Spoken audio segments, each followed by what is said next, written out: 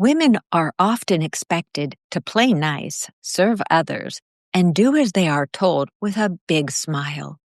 And if a woman learns to stand up for herself, she's often described as aggressive, controlling, or worse, simply for stating her opinions or tending to her needs. As a clinical psychologist and woman, I've found that an abundance of societal and cultural factors contribute to the limitation and erosion of women's self-confidence and authenticity. If you feel like you've had to live small and abandon your true self, stay tuned for empowering insights from a renowned self-confidence expert. Today, we'll focus on this listener's real-life question. My boyfriend of 5 years constantly demeans me. It's killing my confidence.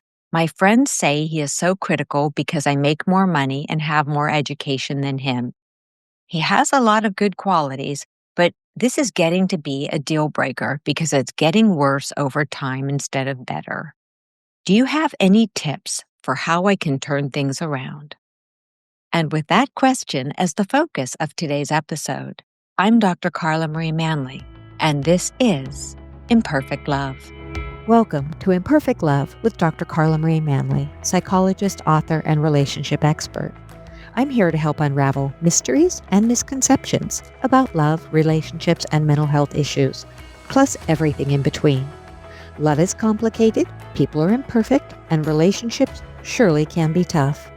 Together, we'll navigate this messy, imperfect space of real life.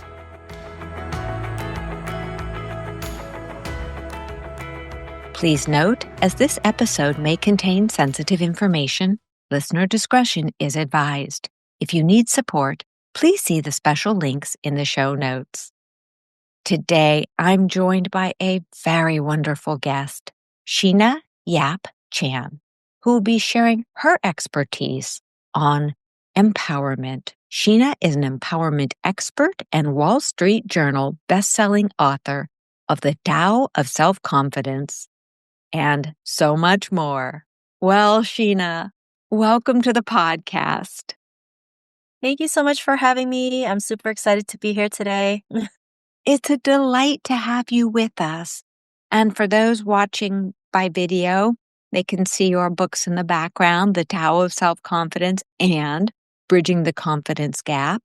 And besides both of those books, you've really done a lot to offer a wealth of information and support for women and people of all genders who want to grow their confidence. Can you tell us just a little bit about what makes you you before we dive into how you came to be in the world of confidence building? First off, I think what makes me me is just I do my best to show up as my authentic self. I know that sounds a little cheesy, but especially in the world that we live in today, social media plays such a huge role, having the perfect photo, the perfect skin, the perfect body, not realizing it's altered to a T, especially being someone in their 40s. A lot of us think there's an expiry date when really there is none. You can start at any given moment, at any given time. There's no such thing as an expiry date. And I just want to showcase that, right? Especially being an entrepreneur is never easy, right? There's a good, bad, and the ugly. Yes, you get to work your own hours, but at the same time, you might have to work 24 hours in a day. So I guess that's what makes me different. I do my best to speak the truth. It's not always easy. It can be scary. I show up as much as I can because it's so needed, especially in the climate that we're in today. They mentioned that gender parity wouldn't be achieved until at the earliest the year 2158. So I don't think any woman wants to wait that long. 2158. I had no idea it was out that far. We've come a long way since, I don't know, prehistoric times when women were being dragged around by the hair, but we do have a lot more to do. So thank you for that background. Now, how did you get into the realm where you are focusing on self-confidence? How did that come into being?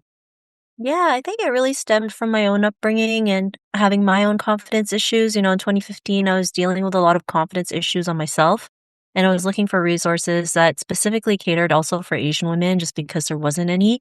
And of course, I couldn't find anything. And culturally, we're not told to talk about what we go through, our feelings. Mental health is considered a taboo. And so I wanted to start something, create something, because representation was also important for me. So I started my podcast, The Tao of Self Confidence, launched it in September of 2015. Have interviewed over 800 women on this topic of confidence. Has over 1.3 million downloads worldwide. And as much as I love my podcast and what it's done, it's still a very small platform compared to other forms of media. And for me, visibility is so important, especially for someone like myself who didn't grow up with representation, the right kind of representation. And so that's when I decided to write books. Actually, my first book was a co-authored book called Asian Women Who Boss Up, which led me to writing my first book with Wiley, The Tao of Self-Confidence, A Guide to Moving Beyond Trauma and Awakening the Leader Within. And this book is really important because trauma is something we don't talk about. Trauma actually is the root cause of the many things we deal with, having low self-esteem, low confidence, and people don't realize we're also carrying not only our own traumas, but the traumas of our parents, grandparents, and so on. So I actually had to write this book in less than 3 months. Had no idea what I was going to write about, to be honest. I know I was committed to it. I finished on time, came out of May of 2023, and hit the Wall Street Journal bestselling book list, which was really awesome. And fast forward 2 years, I have my next book, Bridging the Confidence Gap, How Empowered Women Change the World. And that's why I mentioned about the report that gender parity wouldn't be achieved until the earliest 2158. But when I wrote the book, they actually said that the earliest would have been in the year 2154. So it's actually delayed 4 more years from when I wrote the book till now. So that's a big problem, of course. We don't want to wait that long. And at this rate, it feels like it's going to get delayed even more. And then I also do workshops, training, talks for corporations, organizations on confidence and leadership, because confidence is what I believe helps you go out there and be the person that you are, especially for women. One of the biggest barriers for women is confidence, right?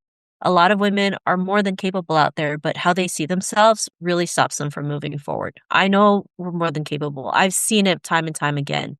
But the difference between, let's say, men and women is not, a capability factor, is more a confidence factor, right? Like they know they're capable, they can figure it out, even if they have no clue where to start. And if we applied the same thing, just imagine what we could accomplish. Absolutely. I am in full agreement with you. And for our listeners who might be accustomed to hearing self-confidence and self-esteem being used interchangeably, how do you see those two different elements as being different? I see them as vastly different. Yeah. What's your paradigm? I guess for me, self-esteem is you're valuing your worth, right? As women, we don't value our worth a lot. I mean, I've been there. I always felt like I was no good. There's someone better out there. Or, I just felt like I had nothing to contribute to the world. And then especially, in my late 30s, I thought, oh, it's too late to go out there and start something. So I think self-esteem, talks about more valuing who you are, valuing your worth versus confidence is knowing you're capable, right? Having that inner knowing that you can do it regardless. Even if you don't know where to start, even if you don't know the how, the why, you can do it. You'll figure it out as you go. So I hope that answers the question. It does. And I'd like just to expand on that a little bit more because, again, I like differentiating the two. So we have working definitions. And I always like to look at it, and it seems like you mirror this in your way of putting it, that self-esteem is something neither we're not born with self-esteem or self-confidence, but self-esteem is that sense of I respect myself. I have grown and continue to do the work over time to see my worth, to see who I am, my qualities, live in my truth, that kind of thing. And then when we look at self-confidence, you are saying, I can do this. I can do this. And yes, that is the big piece of confidence is whether we're good at football, whether we're good at our job, whether we're good at parenting, at baking, at piano, at meditation, whatever, all of those things that we can do. And sometimes it's also appearance. Some people get a lot of self-confidence boost from their appearance. And the downside to that is that if you're getting your confidence from areas that are fleeting in nature, such as looks, if you like hold to this, well, I must look like I'm 18 years old. Pretty soon you're not going to look like you're 18, no matter how much stuff you put in your face or your body. So if that's what your life is based on, how you look at 18, that's going to go by the wayside and you'll feel very deflated once you hit 30, 40, or 50. Yet if you're working on building your skills as well as your internal core, you get the boost of self-confidence and you get the boost of self-esteem working together. Does that comport with where you come from? Yeah, I mean, the inner work is so important. Working on your mindset is really important. And for some people, that might sound cliche or like cheesy, but what, like, how you think really does matter, right? What you put into your head is so important. So, reading books, listening to podcasts like this, it's so important. People don't realize your brain's like a computer hardware. If you feed it with good stuff, it's going to work properly. But if you feed it with bad stuff, that's when the viruses start coming. And I'm not saying you have to be positive 24/7 because that's also unattainable, right? There's also such a thing as like toxic positivity. But knowing that, it's okay to feel your feelings, you can feel sad, you can feel mad, but you have the tools and resources to pick yourself back up and move forward and realize that you have what it takes to make something out there, right? To be the person that you meant to be, especially as women, we're born leaders, right? And just having a little push can make a difference in the world. Absolutely. And I think that women forget because for so long their skills have been relegated to the home environment. Not that that's not important. Anyone out there who's listening is a stay-at-home mom or, works from home, huge value in that. I am such a fan. And if you want to go beyond that, realizing those skills that you learned, whether in school or as a little girl or as a mom, whatever, you have such inherent strength, and working on acknowledging that strength, embracing that strength, and walking it out into the greater world, that can take quite a lot of work, a lot of self-belief. So we look at our listener's question for the day. The one where it sounds like she has more education, more financial worth than perhaps the partner does.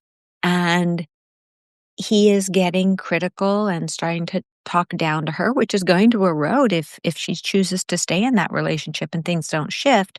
It's going to erode her self-esteem and her self-confidence. What sage words of wisdom would you have for someone in that predicament? Yeah, I mean, this is never an easy situation, of course. There's someone out there who you truly love, who you've invested time in, who you've probably been together for so long, and then all these things start to happen, right? So of course, there's different scenarios. If this is the person that I really want to be with, I would find ways to maybe take couples counseling, right? As long as the other person's open to it, your partner's open to it, because sometimes also he could have gone through a traumatic experience that makes them realize like, oh, the man has to be a breadwinner, the man has to do this versus, it doesn't really matter, right? Because I've seen men where women make more money than men and they have healthy relationships because communication was important. And so if this is something that they want, I think like going through a couples counselor is important, going through therapy, talking it out. Of course, that's not me. This is just a suggestion, of course. But if the person refuses, I mean, then I think that's the hard decision to make, right? Like, is this the type of person you still want in your life? I know as women, we tend to run from a mentality of scarcity, of lack, thinking that there's no better men out there. There's more than enough, right? And sometimes people come into our life as a blessing or a lesson. So we have to also see that too, right? What's the blessing? What's the lesson? What can we learn from this? Why is this person in our life? And when we can pre-frame things in that way, it can also help us make the decision that we need to decide. It's always easy to say, no, you need to dump him. But of course, that's not the easy answer, right? Especially when you love this person, it can be difficult. But if there's open communication and the other person's willing to talk it out, I think there might be a chance. If not, then that's really up to the person to see, is this the path that I want to keep going where I get ridiculed, where I get put down for something that I've achieved, that I've worked for? Because there's men out there who don't care. They don't care if you make more money than them. I've seen it. I've seen couples that have healthier relationships regardless of status, right? Because they've worked through it, they've done the work. So I think if it's something you want to do, I think it's important to do the work first. And if all else fails, then you have to decide if this is something that you want in your life. So I hope that helps out the listener. Right. um, That is really helpful. And let's break it down a bit first. I appreciate that you said that often people are, of the mind, just leave him or just leave her. There's someone better out there. Absolutely might be true that there's a better fit out there. But I'm a big believer, and it sounds like you are, that sometimes life gives us these situations so that we can grow a part of the self. Not maybe the other person will choose to grow as well. We can't control their growth trajectory. If he wants to grow and, evolve as a human being, that's his choice. But for this individual, it sounds, what you're saying, what she can do is look inside herself, realize, hey, do I want to stay? Do I love this person deeply and want to try and work on it? Do I want to go to couples therapy? And if I really do, let's see how he shows up in therapy. And also, I love the idea that she can start using curiosity with him. If she thinks that this is because of the money and the education, if he's getting rude and condescending, she can use that confidence and self-esteem that she has inside of herself just to pause, take a deep breath in when he's being critical and say something like an I message, like, I feel really hurt when you talk to me that way. Could you tell me why you made a comment like that? And I think comments like that, where you're inviting someone to tell you what's going on inside of them, might help her get to, if he's at all communicative and at all emotionally intelligent, he may be able to dive inside and help her understand what's going on for him, which not only will build her self confidence and self esteem because she's doing that exercise, the I message, I feel this, I feel that. What do you think about the power of I messages? I mean, I think curiosity is always a great thing, right? Asking the right questions, the I message. I think you can learn a lot from the other person as to why they're feeling this way, why they feel like they're putting the other person down. It could reflect on their upbringing, right? It could reflect on their cultural upbringing as well, like the culture that we're in. There's many cultures where men are first class, right? And women are second Mhm. class. And, things are slowly changing, of course. There's women out there who, make more than men. We see it in public figures as well, but yet they still have healthy relationships. So being able to do these exercises could help out and figure out why this is happening, right? I think getting to the root cause is really important because then we can figure out how we can find solutions to it. Absolutely. And the partner understanding, if he's able to do that, the partner understanding, A, that he is being critical, because some people are so critical, and the more they do it, like anything, as you were saying, the more you feed your mind negative things, whether it's sarcasm or criticism, the more that's going to be habit and you might not notice it. The more you feed it loving things, kindness, reach towards the other person. It's what I call in my book, The Joy of Imperfect Love. I call it a reach toward is when we're doing something kind, or a push away. And when we're doing pushaways, we're harming the relationship, often harming ourselves and harming the other person. So thank you. I think that this is a really good foundation for this listener's question. You also opened the door in your response for something I was thinking of when someone of trauma. So you had said so much of what you see is caused by trauma. And I absolutely, in my work as a clinician, absolutely believe that. And so when we're looking at, say, a woman in this situation, we don't know her history. And let's imagine that she had a parent who was highly critical. really disparaging, kept her down on one hand, maybe supported her on the other hand. So, in a strange way, this may feel those who have experienced trauma know that trauma doesn't feel good, but sometimes it's familiar.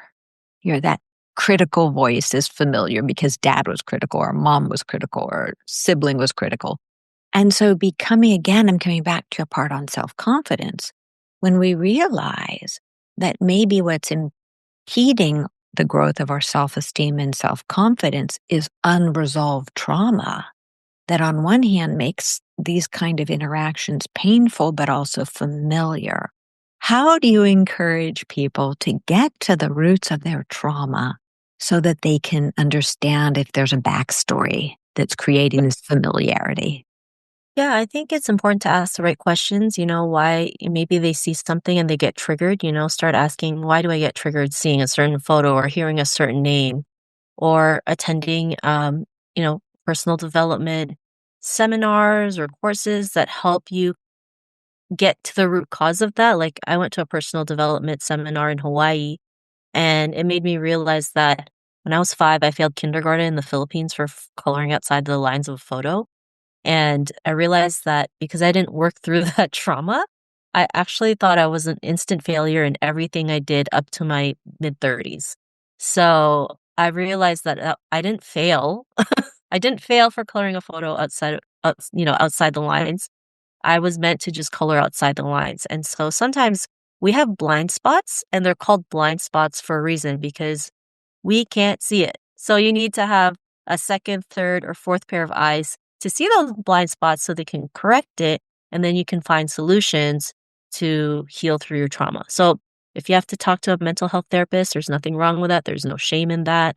If it's maybe reading books or listening to podcasts like this, and maybe you had an aha moment, that's totally great. Find places that are safe for you to talk about. Of course, we want to make sure you're in a safe space. I think that's really important because sometimes we can get very vulnerable and it can get very intense. And so for me, I think creating safe spaces is so important. But yeah, you don't have to do this alone. I think that's what the most important part is, right? Like a lot of us, especially as women, we think we have to do everything ourselves.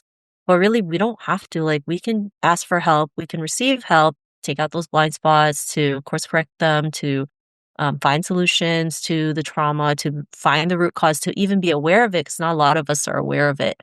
So, yeah, those are some of the things I would do. Thank you. And I appreciate that you shared that you went to that self growth seminar in Hawaii because it's seminars like that. I remember the first one that I went to, and I was like a fish out of water because it was all of these women, and there was dancing, and there was mask making, and feet in mud. I was like, oh, what did I get myself into? This is so unfamiliar. And yet, getting out of the zone of the familiar can be such a boost for both self esteem and self confidence because every time we try something new, even if it goes a little wonky, we can never forget that we made it through something new, something unfamiliar. So it builds that internal sense of strength and resilience. And for those who can't afford a retreat or weekly psychotherapy, even for a couple of months, what do you think? I'm a huge fan of this, so I have to say this, from the start.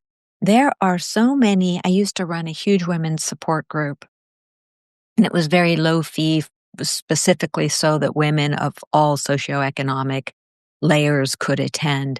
And I also am aware of domestic violence support groups often run by the YWCA or similar community support services that are no cost. And we're talking about being with other women in a truly safe container where you are heard, you are held, not literally held, but held emotionally in a safe space.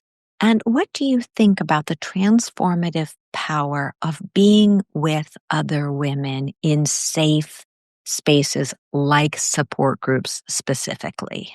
I think it's just knowing that you're not alone in this journey, Mhm. having someone that we can relate to. I think we feel like we're always the only ones dealing with our own issues, not realizing we all deal with similar issues regardless of cultural background. We go through similar situations. And so having the safe space where we can just put everything out on a table, cry it out, do what you need to do to be better is so needed because healing isn't pretty. It's very messy and ugly and that's okay, right? Everyone's journey is different. But when you have a safe space, a group of women or, a group of people who can help you get there, it just makes things a lot better, right? You know that, okay, this person went through a similar situation as me and they were able to come out of it. And seeing that they were able to come out of it, that's also possible for you to come out of it because they've already been through it. So, yeah.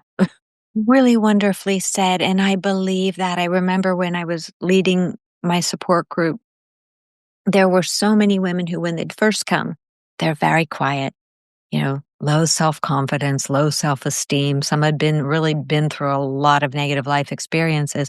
And sometimes they couldn't speak for the first couple of meetings, didn't want to speak. And as they saw other women speaking, they would be able to come forward and then say things like, oh my goodness, even in those first 3 times I came where I was just listening, I could see myself in you. I knew I would be able to get, farther and farther ahead. And it's just beautiful, the power of women. And again, it's not specifically women, but we are focusing a bit on this, gender parity issue and how we really want to embrace all genders, but giving an extra cuddle to women so they can really see that it's not uncommon. As you say, it's not uncommon to have these feelings of being an imposter, to be looking at yet another post. I steer pretty much clear of looking at things on Instagram unless they're about things I like recipes or dogs. But looking at bikini photos of other women is not going to, I'm not going to make my day any better. So I really encourage our listeners to engage in content, as you're saying, that is going to help build the muscle of your body, mind, and spirit. And when I say body, I'm talking on a cellular level of feeling good in your skin. What do you think about that? Yeah, I mean, I think it's important to follow that kind of content, right? There's a lot of people out there on social media who do show up as their true selves, their authentic selves, telling, what they've been through. And of course, there's also a healthy balance of that, right? Because there's people out there who just also unfortunately utilizes it to monetize, right? Utilize that feel good stuff to just for monetization, not realizing it can hurt so many people out there. And so we have to also be intentional about the things that we put out. And we can feel it. As women, we're intuitive. We're gonna know if someone online is there for the right reasons or the wrong reasons. So for me, I do follow content that feels good that, whether it's a quote or a story or someone sharing that these are my love handles, that's like, this is the stuff that helps me realize, okay, I'm not the only one who goes through this. But yes, unfortunately, there's also people out there who will take it to the next level and utilize it just for monetization purposes. And so we just have to be a little bit wary to who we follow. Absolutely. And just noticing without judging after I engage with this content, whether it's political or whatever it is, am I feeling better or am I feeling worse? Am I feeling more confident in my skin or I'm feeling less than? And then in that way, you get in touch with what makes you feel better, truly and deeply better, which builds self-confidence. So when you look at both of your books, what are some key, if we're giving our listeners just general, other than engaging in social media that really helps you, what are some other confidence building tips that they can take away?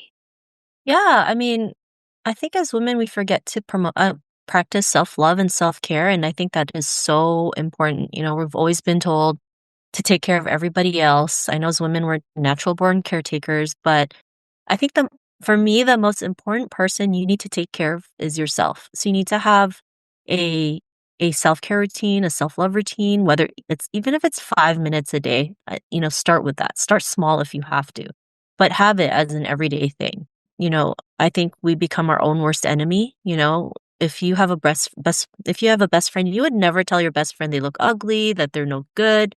You're gonna pump them up and tell them they're the best thing since sliced bread. And you have to do the same thing for yourself, right? Be your own cheerleader, be your own hype girl, and the more you practice like self-love and self-care, it helps you fill up your own cup as well. Because, if we're constantly trying to impress everybody and serve everybody, it feels like it's never enough. And we just keep climbing this never ending ladder of trying to please everybody. So it gets really exhausting and daunting. Let me Another thing is, stop for a second yeah, there. Because we tend to use words like self love and self care an awful lot, would you break it down with two specific examples of your own practice for building self love and two examples of self care? yeah, for sure. So for me, two examples of self-care is like I like to take walks outside, especially when my mental health is starting to deteriorate a little bit. I just need to clear my head. I like being outside in nature. So taking walks is really important. Taking small breaks during work, whether it's 5 minutes or 10 minutes, I think that's important. You can use it to read a book, watch something silly on YouTube.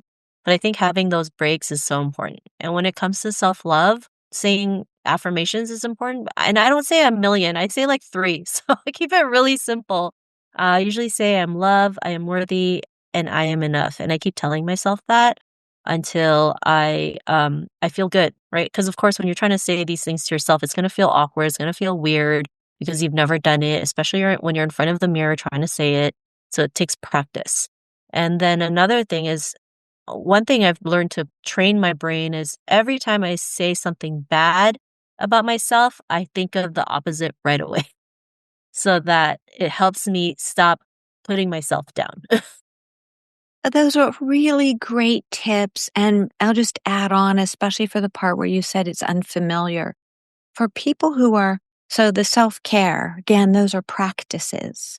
And generally, if you can schedule them, it helps the brain remember I deserve a walk every morning. I deserve a meditation time every evening, whatever it is. So, those doing those self care things, the self love, I adore that you brought up affirmations.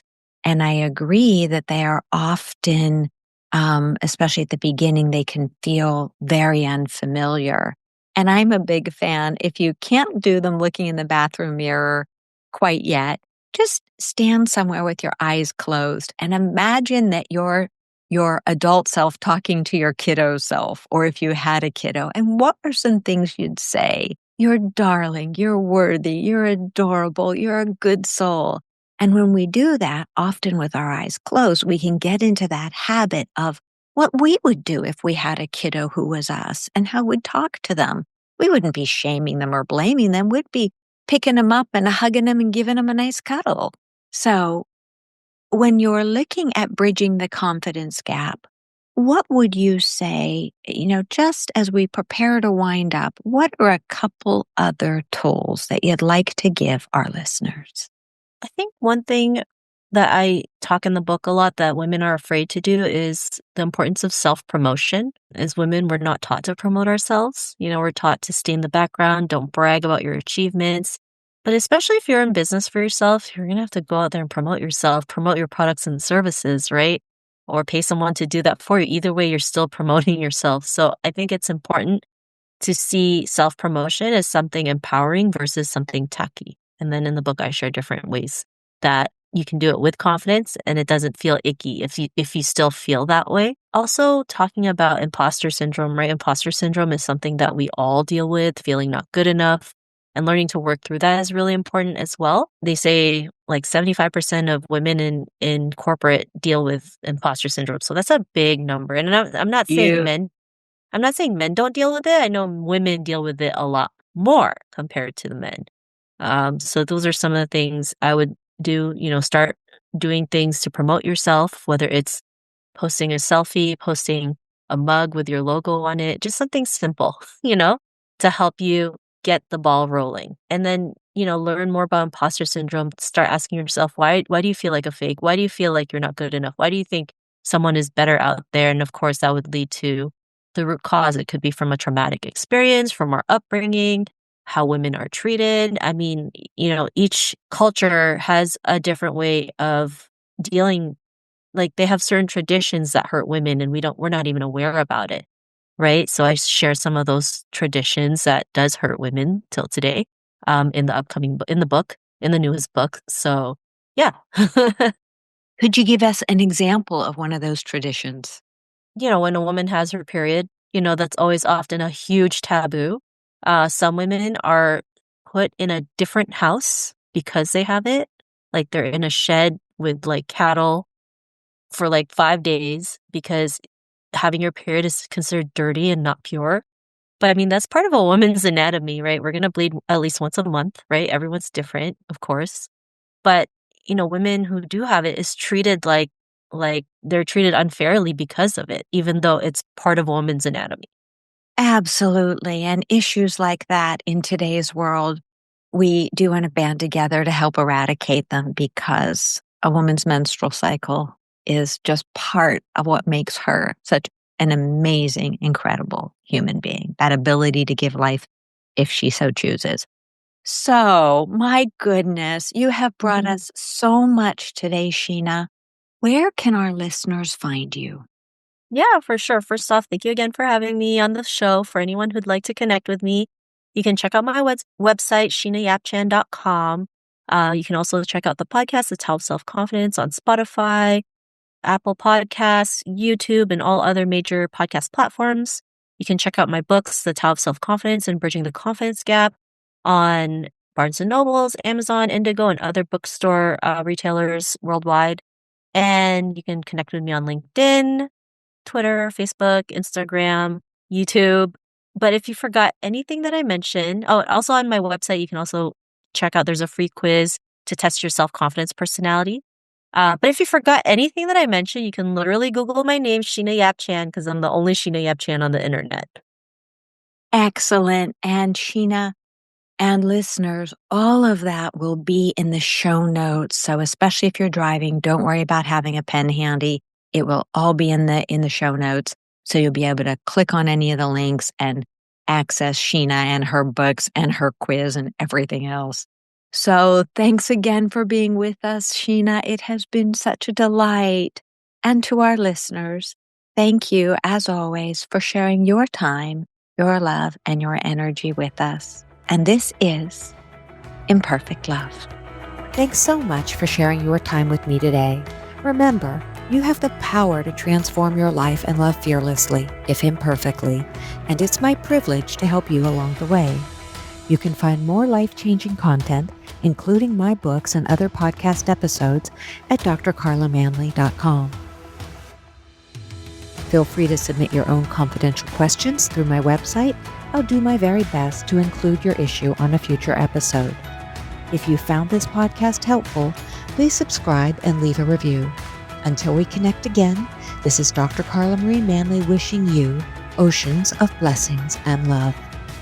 Please note, this podcast is psychoeducational in nature and is not intended to replace formal mental health support. Please contact your healthcare provider or emergency hotline if you need psychiatric care. And, as always, please take good care of your amazing, wonderful self.